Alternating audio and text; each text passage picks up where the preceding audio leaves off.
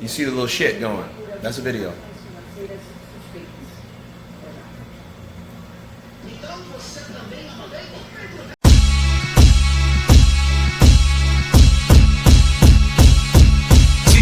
Start with you. When you think about Fury versus Joshua, as you know these fighters right now, what's your first gut feel as to how that matchup would play out?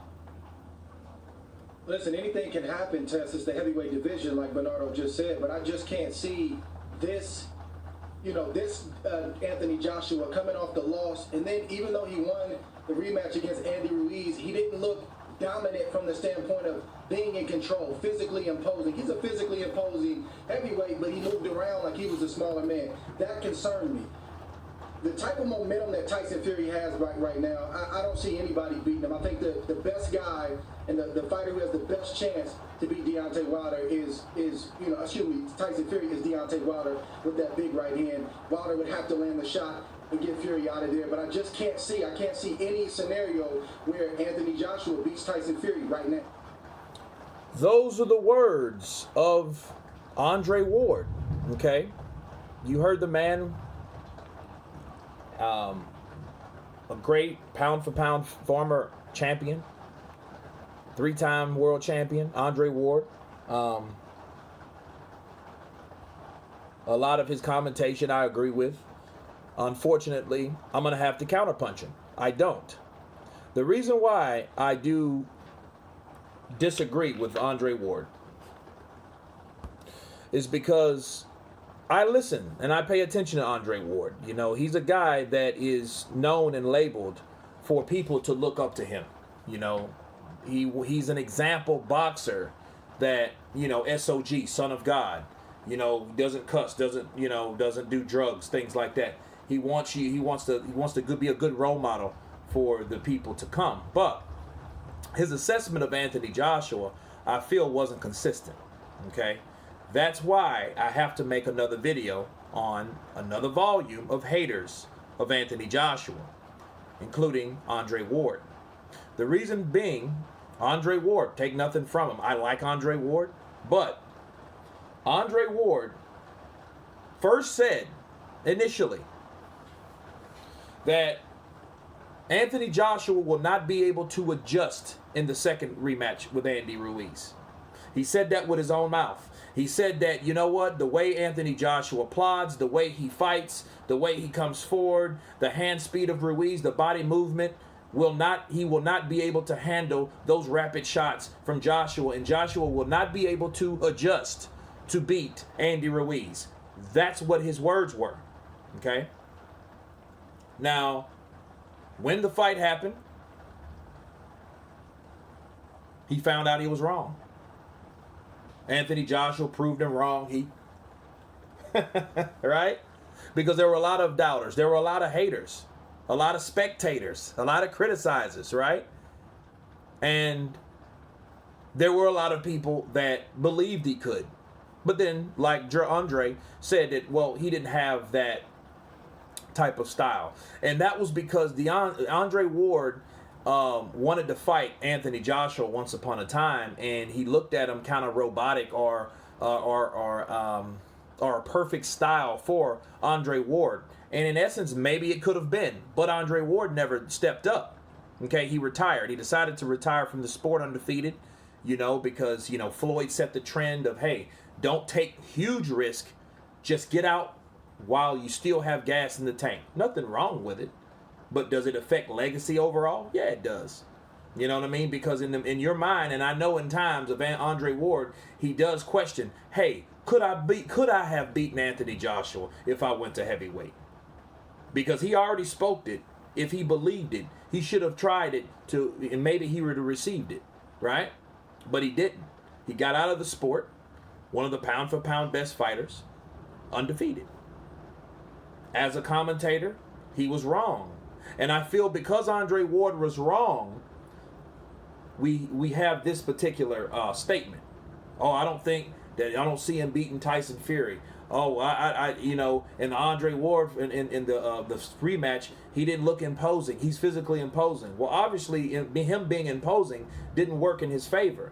So he knew he couldn't put himself in a situation to do exactly what happened the first fight. That's why I question the instruction of Andre Ward. At first, you say he couldn't do it, right? And when he does do it, you say, well, he didn't do it the way we wanted him to do it. Well, if he did it the way you guys wanted him to do it, he would have put himself in the same situation that happened the first time. He would have got caught with a punch, trying to overimpose, overzealous, right? Trying to throw punches, being close range, where he's in the range of Andy Ruiz and get caught with a shot that he doesn't see. Okay? And you would be a fool to do the same thing twice if you call yourself any type of intelligent boxer. Andre Ward knew that. Andre Ward himself was in there with a monster. His name was Sergey Kovalev. You guys remember that? But did he do the same thing twice? He boxed this guy like he had some sense because he didn't want to get knocked out. Andre Ward did that. Okay? So for someone to go out to criticize Andre Ward, to criticize the way he fought Kovalev, right? And said, oh man, he fought scared, he fought this way. Well, that means you wanted him, or you expected him to fight a certain way for him to lose. So in other words, you're setting him up for failure. That's what I'm getting from Andre Ward. Okay, but again, Andre Ward is an ESPN. This is an ESPN panel. Okay, and I'm really not through because I have to. It's haters of Anthony Joshua, right? Which there's many volumes. If you guys check out my volumes, you know, of guys that hate Anthony Joshua for whatever reason, different reasons. Pick one. But we have also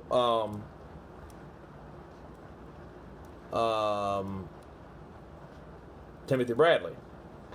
Same level playing field as Andre Ward, man. I don't see anybody beating Tyson Fury. I don't see Joshua doing it. I think the fight will be interesting in the first half. You know, you got to understand that Joshua's about 6'6". He's a big guy. He's very athletic, but most of his work is at mid-range.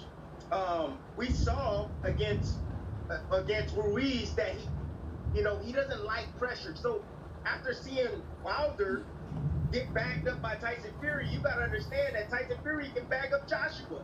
That's all he has to do to beat Joshua. So I would pick Tyson Fury all day, 7 days a week, twice on Sunday to beat Anthony Joshua. So those were the words of Timothy Bradley. Now, based on what we heard from Timothy Bradley, Anthony Joshua's more mid-range. And he said, well, this is what kills me about people, and they take one fighter and compare that fighter to another fighter, right? He says, well, if he can back up Deontay, he can back up Joshua. How do we know that? How the hell do we know that like Tyson Fury can back up Joshua the way he can back up Wilder? You know why he could back up Wilder? Because Wilder doesn't have any inside game at all. At all.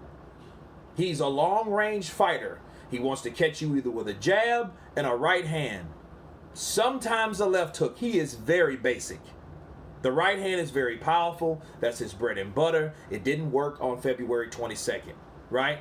And I'll do a video about that later on. But this guy, Deontay Wilder, did not have the tools it took to keep Tyson Fury off of him.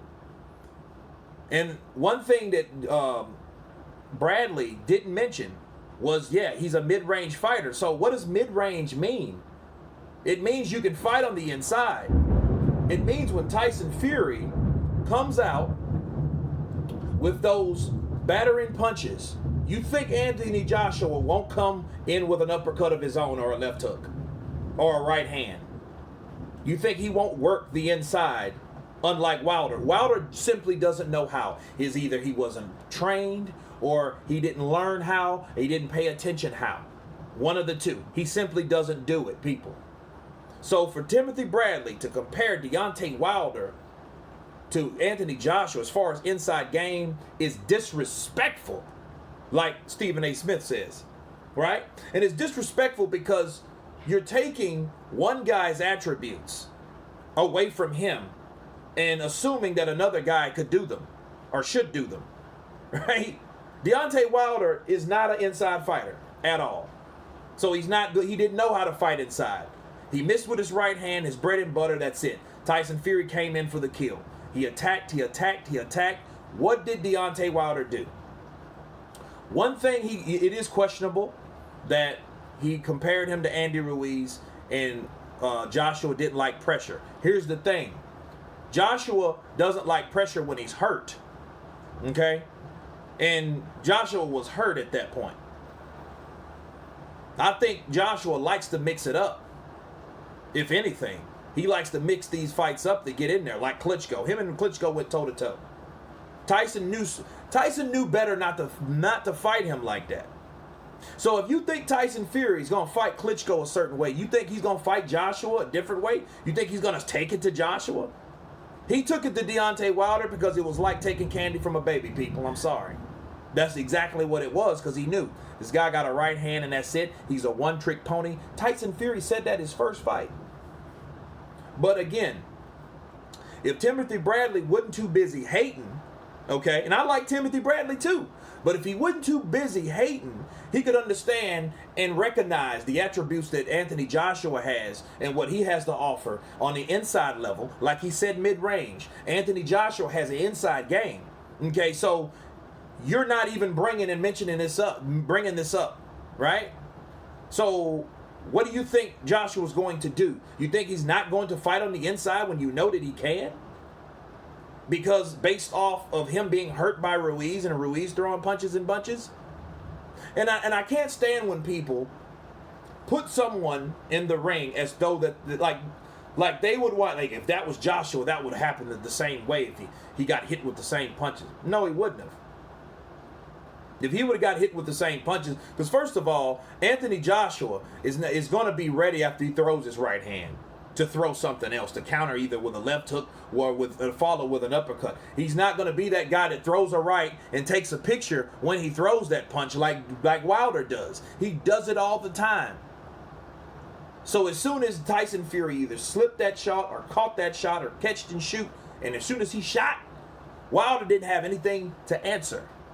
Okay, so they're very disrespectful for these two guys sitting on that ESPN panel, but typical.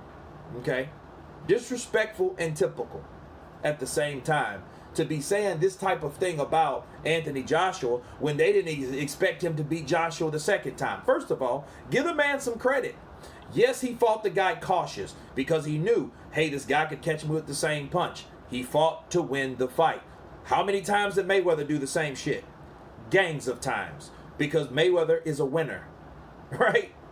Then Joshua showed, I'm a winner too, and I know I can beat that boy. I don't have to get rid of trainers. I don't have to accuse it of fucking costumes or snakes in my corner on my team or let my fans lie on me about anything. No, it's all on me, and I know I can do better, and that's what he did. And guess what? He's being hated on to this day by the ESPN commentators Andre Ward and Timothy Bradley.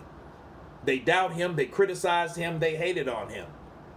You know, a person, hey, we want you to do more, but we didn't expect you to do it at all. But then when you did it, oh, what was that? You fought scared. That's hating. Okay? But that's my counterpunch on that. You guys tell me what you think. Of course, please subscribe. And you guys been Counterpunch. Peace.